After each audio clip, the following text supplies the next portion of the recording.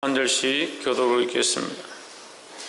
사랑하는 자들아, 너희를 실현하려고는 불시험을 이상히 한 일 당하는 것 같이 이상히 여기지 말고 오히려 너희가 그리스도의 고난에 참여하는 것으로 즐거워하라. 이는 그의 영광을 나타내실 때에 너희로 즐거워하고 기뻐하여야 합니다. 너희가 그리스도의 이름으로 욕을 받으면 복 있는 자로다. 영광의 영 곧 하나님의 영이 너희 위에 계심이로라. 너희 중에 누구든지 살인이나 물질이나 악행이나 내 이름을 사는 자로 고난을 받지 말려니와 만일 그리스도인으로 고난을 받은즉 부끄러워 말고 도리어 그 이름으로 하나님께 영광을 돌리라.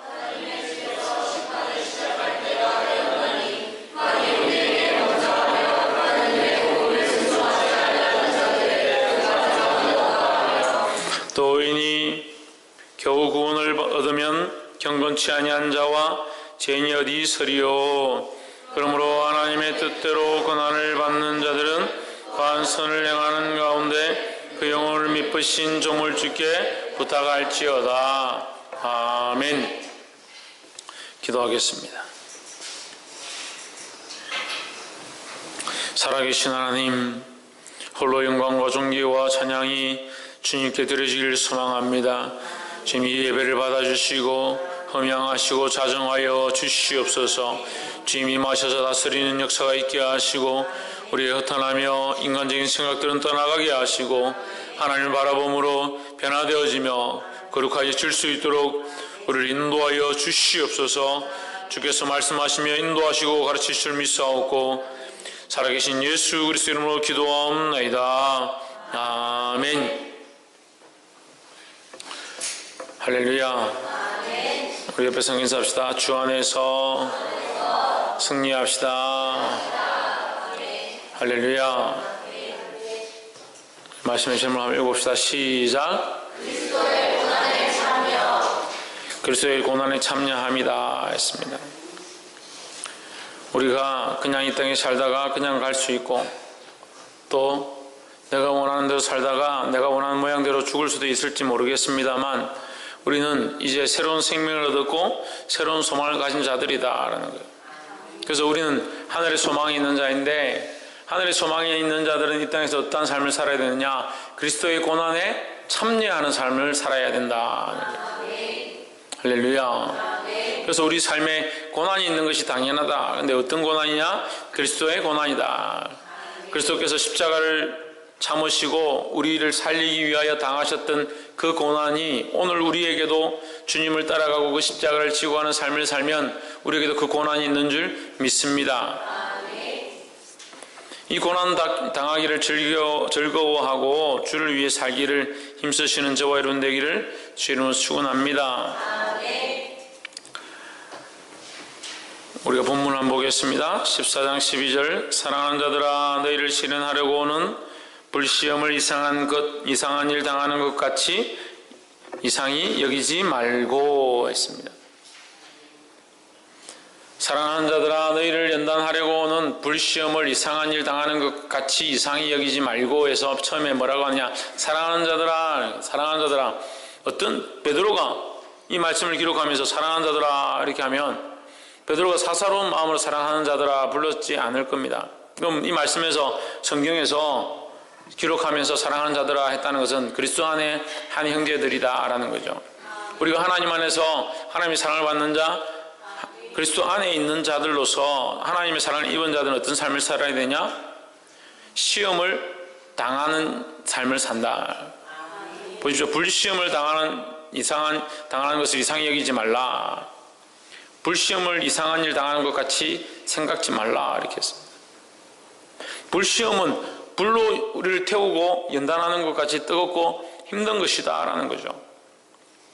주를 위해 사는 것이, 믿음으로 사는 것이 그만큼 어렵다는 겁니다. 근데 여러 가지 사람들의 모양이 있습니다. 어떤 사람들은 아예 고난에 대해서 생각지 않는 사람이 있습니다. 고난을 받을 필요가 뭐 있냐? 그냥 사는 대로 살면 되지, 자기 편한 대로 살려고 노력하는 사람들이 있습니다.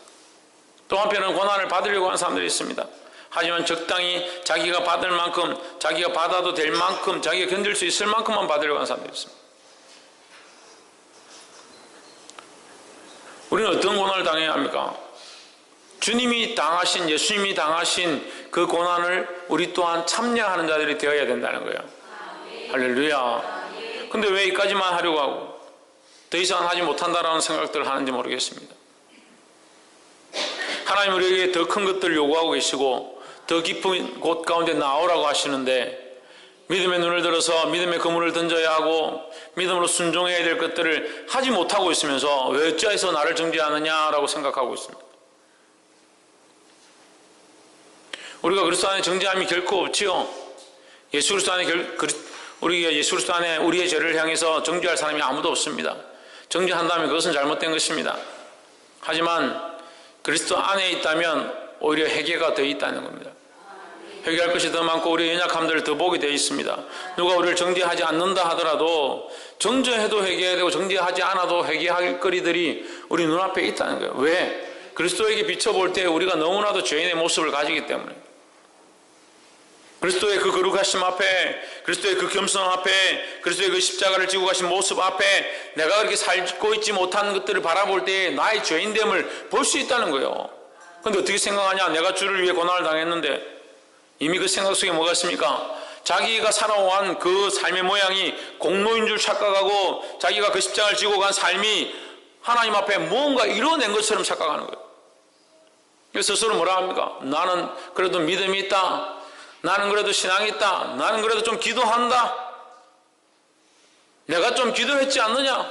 내가 좀 예배했지 않느냐?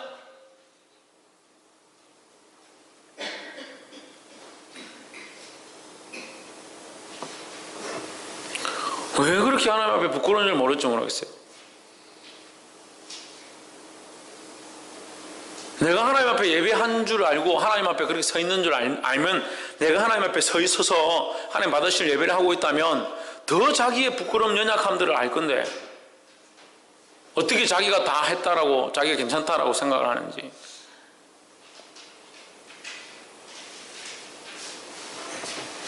보지 못한 사람이 부끄러운 거예요. 보지 못한 사람이. 보는 사람이 부끄럽지 않습니다. 보는 사람은 오히려 자기가 부끄럽죠. 자기가 더러운 줄 알고 자기가 죄인 줄 아니까 부끄럽죠. 하지만 하나님 우리를 부끄럽다 여기지 않는 거예요. 하지만 자기를 볼 수 없으니까 부끄럽지 않다고 생각하는 거죠. 그러니까 하나님 앞에 부끄러운 존재가 되는 거예요.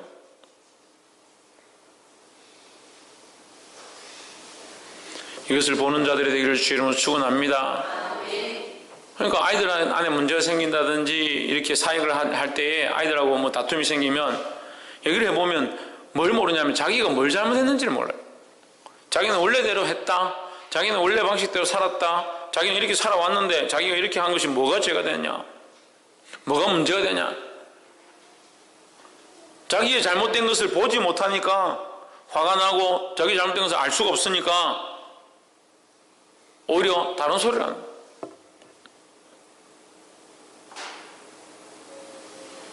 우리가 어떤 사역을 하고 어떤 봉사를 하고 주님 안에 어떤 모습들이 있는지 모르겠지만 우리가 하나님 앞에 거룩함으로 서야 되는 거예요.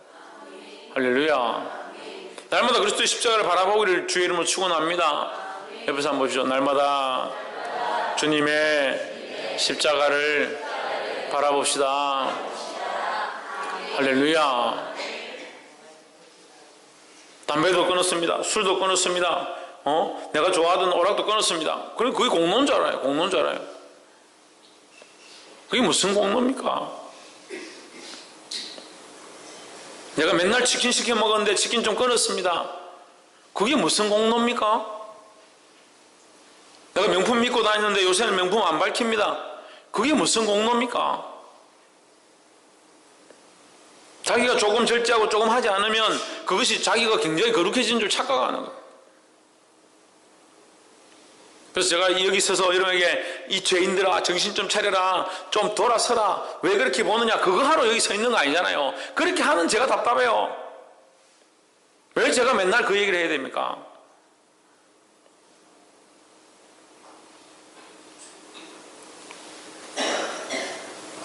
특히 찬양 인도하러 서는 사람들,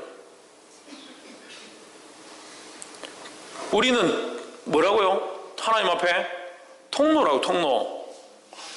우리는 하나님 앞에 거룩한 통로가 되어야 하는데 통로가 지저분하고 통로가 잡다한 생각들을 가지고 있고 뭐가 옳은지 뭐가 그른지를 분별할 줄 못하면 뭐 하나님의 거룩함들이 흘러오려고 해도 그 안에 자기의 생각과 이물질과 더러운 것들이 같이 흘러오는 거예요.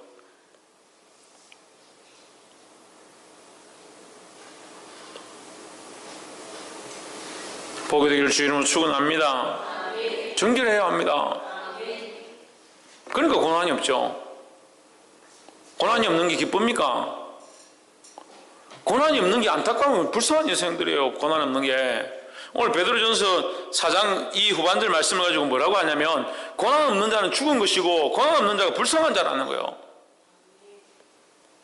고난을 당하는 자들도 하나님 앞에 서게 되겠지만 고난을 당하지 아니한 자는 하나님 앞에 섰을 때 그 부끄러움이 얼마나 하겠느냐.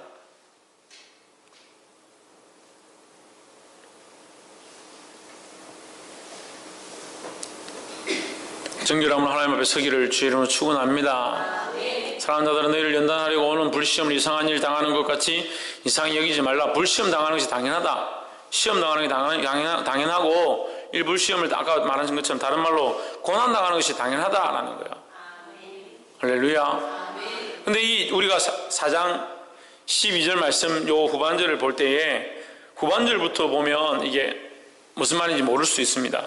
근데 우리가 지난주에 4장 초반절을 했습니다. 전반절을 했죠. 전반에서 뭐라고 합니까? 너희가 세상과 같지 아니함을 세상이 이상히 여겨 너희를 어떻게 한다? 핍박한다. 기억나세요? 4절에 이러므로 너희가 저희와 함께 그런 극한이 뭐예요? 그런 극한 방탕이 뭐예요? 음란과 정욕과 3절에 음란과 정욕과 술 취함과 방탕과 연락과 무분별한 우상 숭배. 이것이 누구의 뜻이다? 이방인의 뜻이다. 결국 이건 무슨 말이에요? 사단의 뜻이다.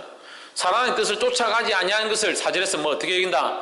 이상히 여기서 어떻게 한다? 너희를 비방하고 욕하고 고난을 준다라는 거예요. 그러니까 이렇게 너희를 고난 주는 것을 이제 이 12절에서 뭐라고 합니까? 이런 고난을 이상히 여기지 말라 했습니다. 왜 저희들이 너희를 핍박하느냐? 너희가 그들과 같지 않기 때문이다. 너희는 뭐가 세상과 다른가? 우리가 세상과 뭐가 다릅니까? 우리는 예수 그리스도의 마음을 가진 자들이에요.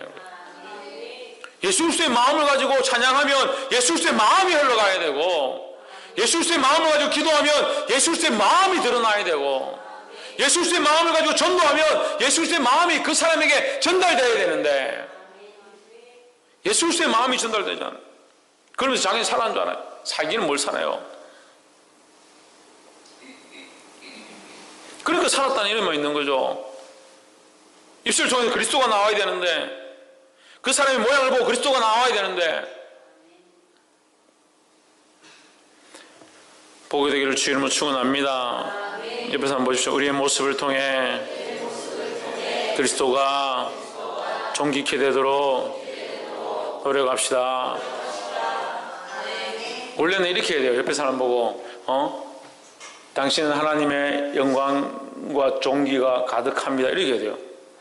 당신의 얼굴을 보니까, 당신의 형상을 보니까 하나님의 영광의 광채가 가득합니다. 이래야 되는데 그렇게 나누기는 너무 부담스럽죠. 그런 고백들이 있으시기를 주 이름으로 축원합니다. 13절에 오직 너희가 그리스도의 고난에 참여하는 것으로 즐거워하라. 이는 그의 영광을 나타내실 때에 너희로 즐거워하고 기뻐하게 하려 함이라 했습니다. 할렐루야. 오직 너희가 그리스도의 고난에 참여하는 것을 즐거워하라. 이 고난을 즐거워하라는 거예요. 고난을.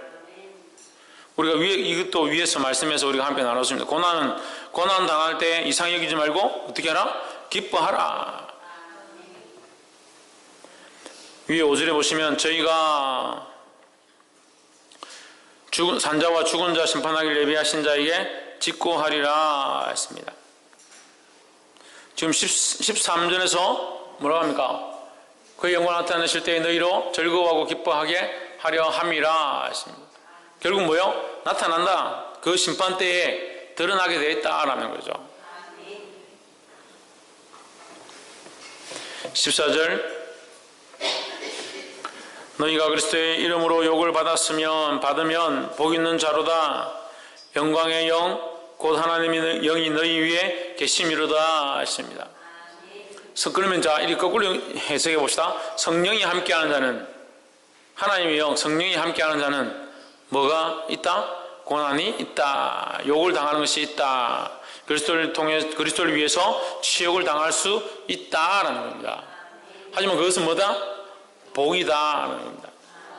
그럼 우리는 이 땅에서 복이 뭡니까? 부유하고 잘되고 자식이 번창하고 그런 복이 아니라 우리에게 참된 복은 그리스도를 위하여 당하는 욕이다라는 거예요.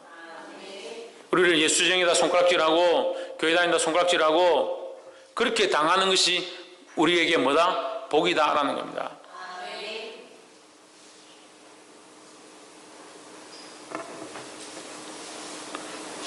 15절 너희 중에 누구든지 살인이나 도적질이나 악행이나 남의 일을 간섭하는 자로 고난을 받지 말려니와 했습니다.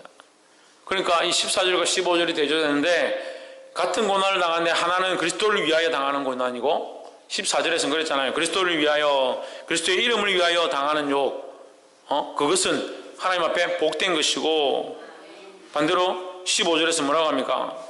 살인이나 도적질이나 악행이나 남의 일을 간섭하는 것, 나쁜 일, 죄를 짓는 일을 통해서 고난당하는 것 그것은 복이 아니다라는 거죠. 그러니까 그런 고난은 다 받지 마라. 살인이나 죄를 짓는 것이나 악행이나 남의 일에 간섭하는 것으로 당하는 그런 고난들은 당하지 마라 하는 거죠. 그럼 결국 죄를 짓지 말라는 거죠. 16절 만일 그리스도인으로 고난을 받은 적 부끄러워 말고 도리어 그 이름으로 하나님께 영광을 돌리라 했습니다.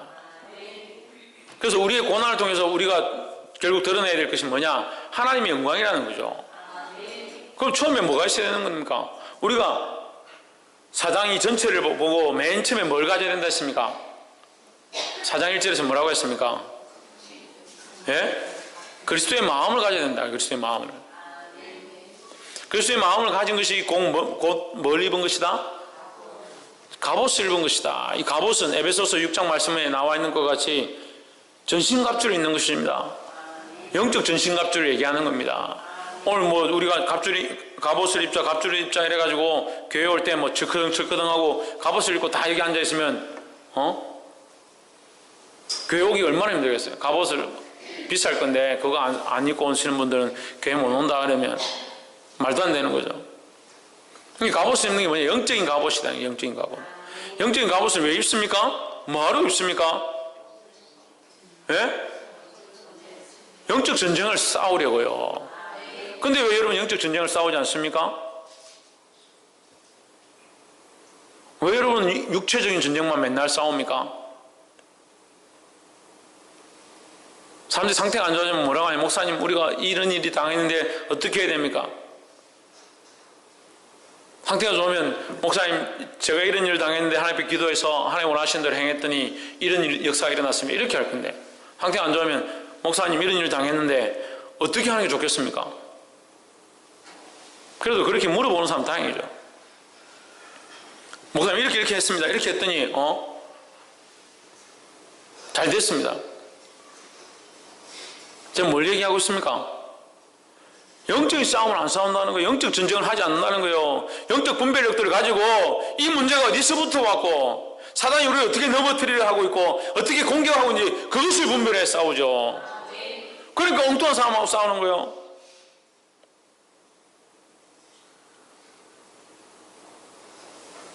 오늘 아침에 사모님 제가 그랬어요. 목회하는 게 참 힘들다. 목회하는데 말씀 전하고 기도하고 눈물 흘리고 찬양하고 이거 힘든 게 아니고 너희들 대하는 게 힘들다. 너희들 대하는 게. 제가 오죽 답답했으면 사모님 그 얘기했어요. 목회하는 것보다 너희들이 내 속을 썩여가지고 내 마음을 아프게 하는 이것이 힘들다 했어요. 어떻게 그렇게 안 따라오는지.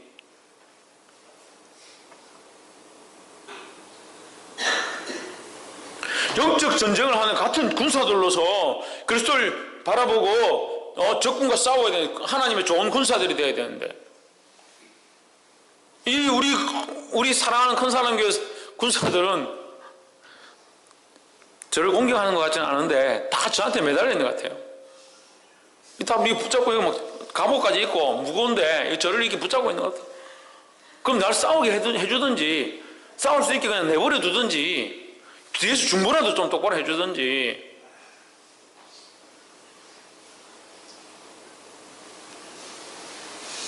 기도를 똑바로 하기를 하나. 술 끊었으면 끊어야지. 끊으려고 노력하고 점점 나아지기를 원해야 되는데,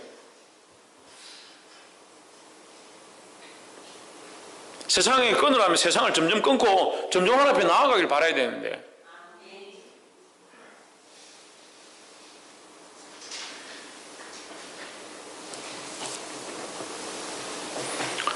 보게 되기를 주 이름으로 축원합니다.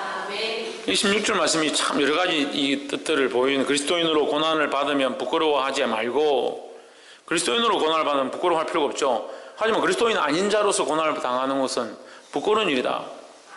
왜요? 그리스도인 아닌 자로서의 고난은 뭡니까? 위에 살인과 술 취함과 도적질을 하고 방탕하고 폐역한 일들을 행하는 자의 모습을 가진 것이다. 그것을 행하면서 고난을 당한 것처럼 힘든 것처럼 하는 것은, 그건 그리스도인이 당하는 고난이 아니니까 그건 하나님 앞에서 부끄러운 것이라는 거예요. 그러면 그리스도인답게 사는 자들은 어떻다? 하나님 앞에 결국 영광을 돌리게 돼 있다는 거죠. 할렐루야. 강태석 씨 뭐 한다고요?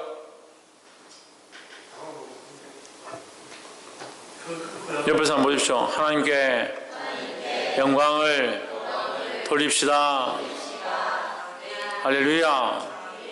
17절에 하나님 집에서 심판을 시작하실 때가 되었나니 만일 우리에게 먼저 하면 하나님의 복음을 순종치 않은 자들의 그 마지막이 어찌하며. 우리가 방금 15절에서 16절에서 하나님께 영광을 돌린다 이렇게 했잖아요. 그 위에 또 연결돼서 11절에 보시면 예수 그리스도로 말미암아 하나님의 영광을 받으시게 하려 함이니 했습니다. 우리가 어떤 삶을 살면 11절에 만일 우리가 누가 말하려면 하나님의 말씀을 하는 것 같이 하고 누가 봉사하려면 하나님의 공급하시는 힘으로 하는 것 같이 하라. 이것이 뭐라? 범사에 예수 그리스도로 말미암아 하나님께 영광을 돌리는 것이다 라는 거죠. 그럼 우리가 그리스도 위에 당하는 고난은 16절에 그리스도인으로서 고난을 받은 즉 부끄러워 말고 하나님께 영광을 돌리라. 그리스도인으로서 고난을 당하는 자의 모습으로 살아가는 그 모양들이 뭐냐? 하나님의 말을 할 때 하나님의 말씀을 하는 것처럼 하고, 범사에 말을 할 때 하나님의 말씀을 하는 것, 하나님의 복음을 전하는 것, 하나님 기뻐하시는 말들을 하고자 노력하고, 봉사와 섬김을 할 때에 하나님 공급하시는 힘으로 하나님 바라보고 하나님의 사랑으로 봉사하고 섬기고. 할렐루야. 그런 삶을 사는 것이 하나님 앞에 영광되어지는 삶이다. 하나님 앞에 영광을 돌리는 삶이다라는 거예요. 보게 되기를 주 이름으로 축원합니다. 17절에서 이 심판에 대해서 얘기합니다. 그 앞에서 우리가 방금 5절 제가 먼저 읽었었는데, 저희가 산자와 죽은 자 심판하기를 예배하신 자에게 직구하리라. 심판날이 되면 너희에게, 우리 이 베드로전서 4장에서 우리가 지난주에 얘기했는데 기억나시는지 모르겠다. 우리가 지금 우리를 고난하는 그 고난을 주는 자들이 오히려 하나님 앞에 갔을 때 내가 그에게 고난을 줬다. 그가 주의를 지키는 것 때문에 내가 그들을 핍박했었다. 그들이 하나님 앞에 예배하고 우상 앞에 절하지 않는 것을 보고 그들을 핍박했었다라는 말을 그들이 하나님 앞에 직구하게 될 것이다 라고 얘기했었습니다. 마찬가지로 이 말씀이 연결되는 거죠. 하나님 집에서 심판을 시작할 때가 되었나니, 심판 때가 되면 만일 우리에게 먼저 하나님께서 복음을 순종치 않은 자들의 마지막이었다면, 먼저 우리에게 하나님께서 심판을 하면 하나님께서 우리 먼저 심판을 하셔서 책망하면 너는 왜 예배 시간을 똑바로 안 드렸냐 책망을 하신다면, 예배를 아예 안 드린 사람들의 그 심판은 얼마나 크겠냐, 쉽게 말하면 그런 거죠.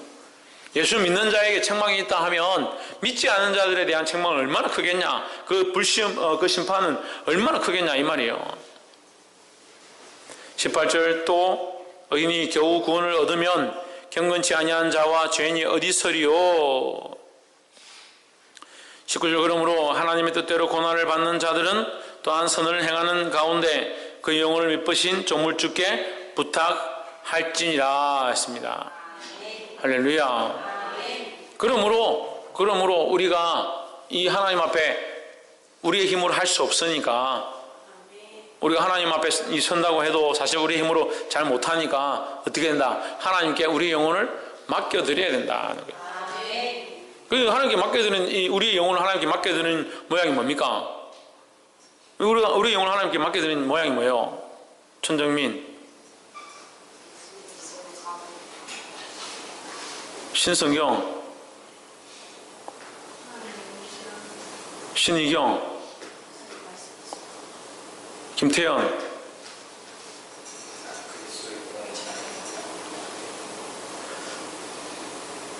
지혜은, 박승리, 지훈아. 나도 질문을 까먹었다. 우리의 영혼을 하나님께 의탁한다. 우리의 영혼을 하나님께 의탁한다. 우리가 할 수 없기 때문에 하나님께 의탁한다. 이것이 무슨 의미입니까? 박이사 사모님,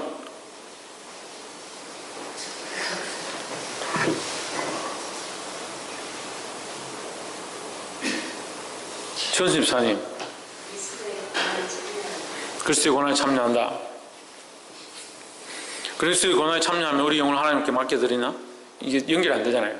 우리가 하나님 앞에 내 영혼을 맡겨야 되는데 내가 할 수 없기 때문에, 내가 어려우려 해도 어렵지 않고 똑바로 살려고 해도 잘 못 살고 내 의지로 잘 안 되지만 그래서 하나님의 도우심이 필요하고 그래서 하나님 앞에 맡겨드려야 되는데, 이 하나님께 맡겨드린다는 것은 무슨 의미일까?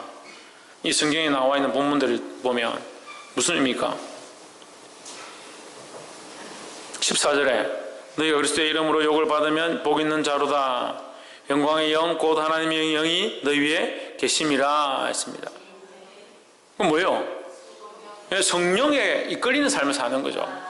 우리가 하나님께 영혼을 맡겨드립니다. 그럼 하나님 천국에 계시니까 하나님께 턱 맡겨드리고 영하고 몸하고 분리돼서 사는 게 아니잖아요. 우리 영이 우리 안에 그냥 있잖아요. 그런데 어떻게 우리 하나님께 맡겨드리면 되는 거예요? 성령이 우리에게 오셔서 주장하시면 하나님이 주인 되고, 하나님께서 하나님의 영이 우리를 주장해서 우리를 다스리시면 우리 영혼을 우리가 주장하는 게 아니고 우리의 생각을 우리가 주장하는 게 아니라 내 뜻대로 사는 게 아니라 성령에 이끌리는 삶, 성령에 이끌리는 가운데, 성령이 다스리시는 가운데 성령이 우리와 함께 걸어가는 이 삶을 살아가는 것이, 고난이 와도 욕을 당해도 그것이 하나님 기뻐하시는 삶이라는 거예요. 할렐루야. 그러니까 자연스럽게 성령에 이끌리는 삶은 욕을 당하게 돼 있고, 자연스럽게 성령이 원하신 대로 살아가는 자의 삶은 핍박과 고난이 있지만 그것은 누가 기뻐하신다? 하나님 기뻐하신다는 거예요.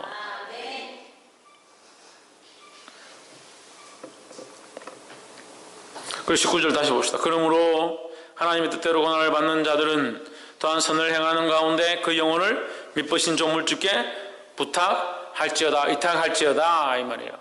할렐루야. 우리가 선을 행하고 믿음으로 살려고 노력해야 하지만 더더욱 성령께 맡겨드리는, 하나님 앞에 맡겨드리는 이 삶이 있어야 된다는 겁니다. 말씀을 맺겠습니다. 우리가 고난을 당하는데 우리의 고난을 당하는 게 사실은 아닙니다. 여기 뭐라고 되어 있습니까? 그리스도의 고난에 13절에 보면 오직 너희가 그리스도의 고난에 참여하는 것으로 즐거워하라 했습니다.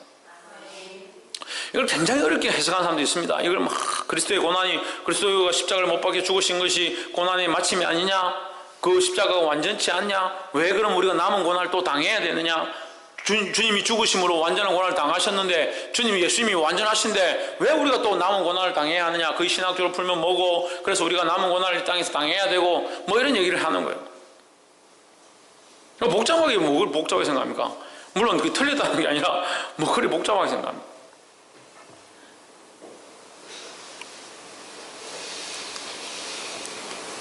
지금 하나님 나라가 도래에 있으면 고난이 별로 없죠. 그렇잖아요. 그럼 우리 육신이 없어야 되잖아요.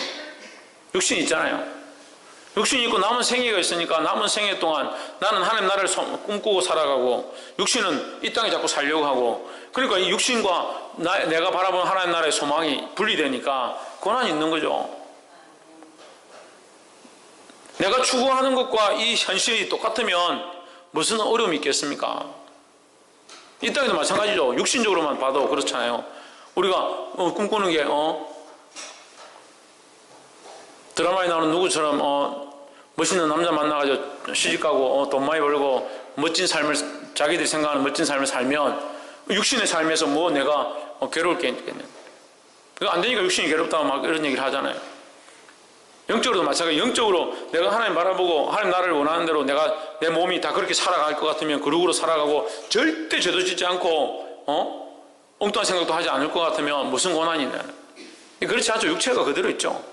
우리 삶이 그대로 있고 인생이 그대로 있고, 근데 우리의 영은 성령에 이끌려서 하나님 원하신 데 살려가고, 육체는 이 땅에 있으니까 이 땅에 있는 사람들이 이상히 여기고 우리를 핍박하는 거예요. 그러니까 고난이 당할 수밖에 없는 거죠. 그래서 그것을 왜 그리스도의 고난에 참여합니다 하느냐, 하나님 우리를 하나님의 자녀로 인정해 주신다라는 거예요. 이게 얼마나 감사합니까? 우리가 하나님의 자녀가 되어서 하나님의 자녀처럼 그냥 살아가는 것도 아니고, 하나님의 자녀가 되었지만 우리의 삶이 연약해서 그렇게 못 걸어가는 그 자체를 그래도 네가 하나님의 자녀로 살아가는 것이구나 이렇게 인정해 주겠다는 거죠. 그래서 우리 육신이 연약해서 못하는 것조차도 하나님이 그렇게 하고 있는 모습으로 귀히 여겨주시는 거예요. 그런데 이걸 반대로 보면 어떻게 합니까? 우리를 왜 이렇게 괴롭게 하나? 이렇게 볼 수 있는 거예요. 그렇지 않은 거죠. 우리를 인정해 주시고 우리가 하나님의 자녀로서 이렇게 살아가도록 우리를 이끌어 주시는 이것이 얼마나 감사한 일이라는 거예요. 그냥 목사님이 좀 믿음으로 사십시오, 좀 기도하십시오, 세상 사람처럼 보지 마십시오 그러면 왜 이렇게 힘들게 하노? 큰 사람 교회는 왜 이렇게 힘들게 하노? 힘들게 하기는 그렇게 할 수 없는데도 할 수 있게 하신 게 축복인데, 아까 그리스도의 좋은 군사에 대해서 제가 설명했는데, 이 말씀을 그 14절 이 말씀, 그리스도의 고난에 참여합니다, 13절 고난에 참여합니다, 이 말씀을 제일 쉽게 설명하면 이거예요. 예수님이 앞에 대장으로서 나와서 이미 싸우십니다. 이미 싸우시고 우리는 뒤에 병졸들이 돼서 예수님의 뒤를 따라가고 있습니다. 따라가고 있습니다. 그럼 어디에 참여했냐? 이 영적 전쟁에 참여했어요. 우리가 참여했어요. 그러니까 예수 그리스도의 고난에 이미 예수님이 다 이루시고 승리까지 다 해놓으셨지만 이 나머지 잔해를 정리해야 되는 거예요. 남은 생 동안, 남은 인생 동안 우리가 이 영적 싸움을 싸우는 거예요. 할렐루야. 그래서 우리에게 뭘 맡겼느냐? 이 복음의 일들을 맡기고 생명을 살리는 일들을 맡긴 거예요. 그럼 우리가 해야 될 일들이 여러 가지가 있죠. 나를 먼저 하나님 앞에 거룩하게 바로 세우는 것. 그러면 나를 통해서 다른 영혼들을 하나님 앞에 거룩으로 세워가는 것. 우리가 연합해서 하나님 나라를 확장케 하는 것. 이 세 가지가 되는 거예요. 할렐루야. 이해가 되십니까? 다시 설명할까요?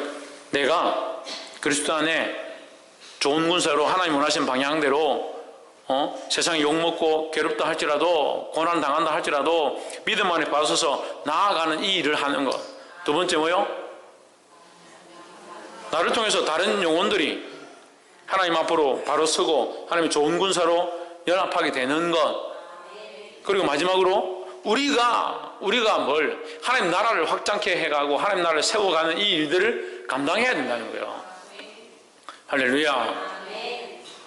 그래서 하나님이 오늘 우리를 통해서 이 그리스도의 고난에 참여하게 하셨으니 이 고난을 감사히 받으시기를 주의 이름으로 축원합니다.